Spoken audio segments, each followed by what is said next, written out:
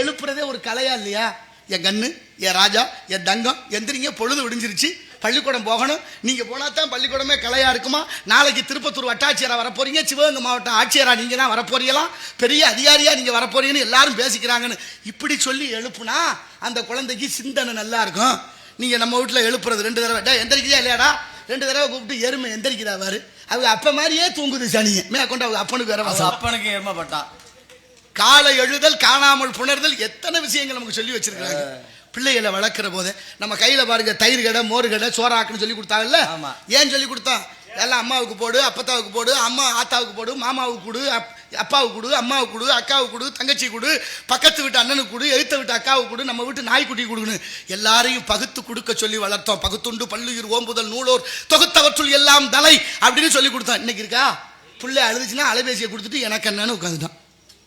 எப்படி இருக்கும் நாகரிக வளர்ச்சி? நாகரிகத்தால் இழந்ததை மீண்டும் பெற முடியுமா?